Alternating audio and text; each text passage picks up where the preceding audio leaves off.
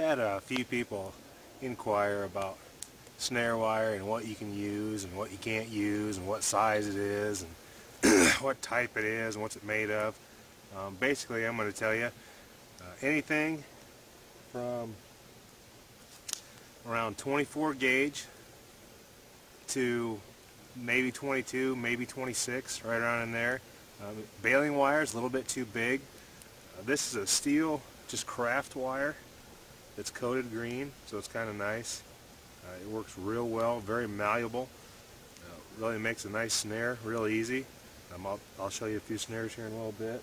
This is metal trolling line, and it's a little bit thinner. That's probably more around your 26 gauge, right around in there, maybe even a little smaller.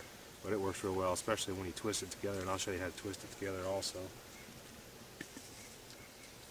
This is just some regular old, once again, craft wire. It doesn't have a coating on it. You can see it's getting a little rusty. This is a whole $1.39. Also, they sell like spools of tripwire or stuff they have in the military. They have like trip flares and stuff like that. So this is the wire that I use almost all the time, and it's a brass snare wire. This is the issue snare wire that comes out. I keep a little bundle of it in most of my packs or my little kits or whatever, just for fun. It's great stuff to have around. Brass, obviously, it doesn't rust, but it will corrode a little bit. It does get weak when it corrodes, so just so you know.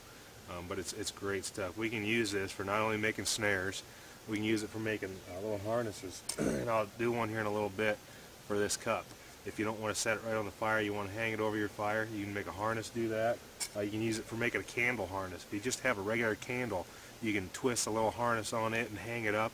I got some pictures that I'll do of that because I forgot a candle, I think. I'll have to look and see, maybe I have one. But if you have this wire and you don't have a way to cut it, you can always do, I'm going to cut off a pretty big piece of this because I got a fire going over here. I'll show you how to do this. Maybe. Alright. I take it and bend it and twist it on itself once. Right, maybe a little bit more. Wrap your hand around it and you pull it and it breaks. Alright, can you see that? It's broke. So that's a real good way to do that. You can do that with other stuff too. Now to double strand this and use it for different applications, it's real easy. Just double it over. I'm going to twist an eye in it, and this end is just looped over on itself. I'm going to take a couple of sticks. I'm going to put this one through the loop,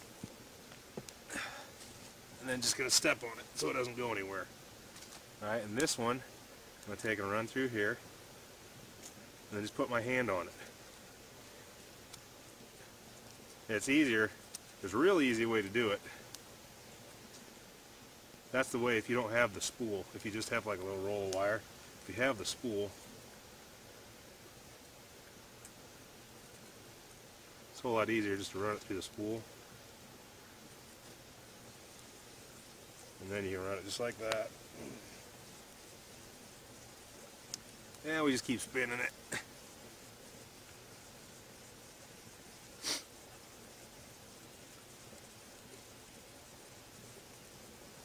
Now this is going to make it twice as strong, maybe even 3 times.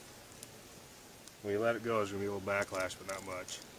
Alright, it's actually a lot easier than twisting cordage.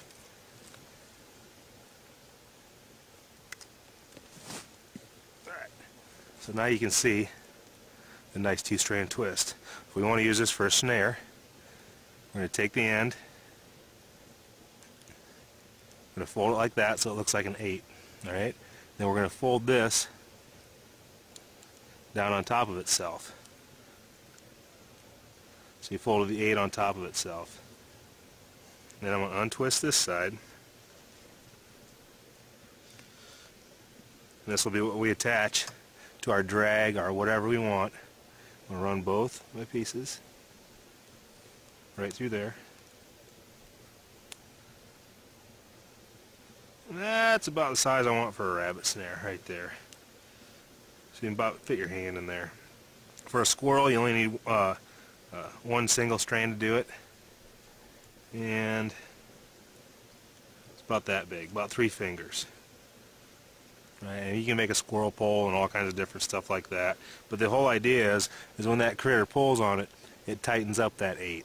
So it tightens it up and locks it, and it doesn't go anywhere. So it stays around its little neck. So that's making a twist, and then you can twist that 2 times. You can twist it again and have 4 strands on it and make it really thick. I've seen up to 16 strands of this stuff, and it is super strong. It's like a freaking cable, but it works really well. For a cup, if we want to make a harness, first off I'm going to pop these handles off. If you didn't know that, they pop off.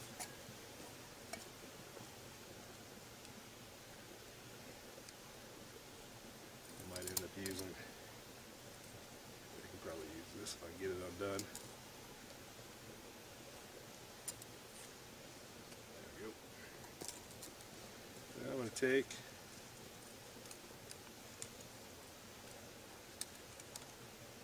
like that. Once again, twist her around once, wrap. You gotta be careful when you're doing that. If you don't wrap it right and pull it right, you are going to cut your fingers, right? And I don't want to see you do that, but I hope it doesn't happen to you. And I'm just going to take, loop my ends again.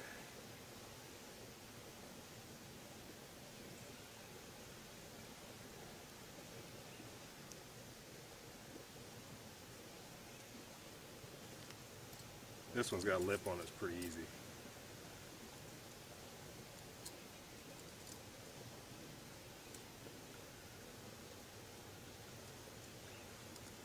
You can actually use a pair of pliers.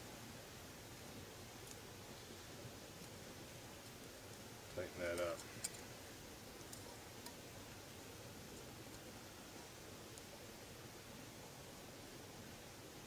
Just tighten those down a little bit. And is it perfect? No. Will it work? You betcha. And you push a little lid on there. You got a little pot you can hang over. You got to balance it a little bit. You can actually screw it a little bit more and put one underneath the bottom and do some other stuff with it. But I'm going to use that, and I'm going to get it hung up here in a second and start getting some water on my fire here. Alright, so here's that little candle harness. Not too hard to do. I just had a little stubby one. A lot of times it's easier to do with a longer one because you can just let this run wild down here and use 2 pieces of wire. But you just take a piece of wire, wrap it around the candle. This time I just stuck it in the butt of the candle here, just wrap that wire around there, and you can hang a candle real easy with snare wire. It's not going to burn anything, but try not to burn your tent down. Alright, I'll swing over here.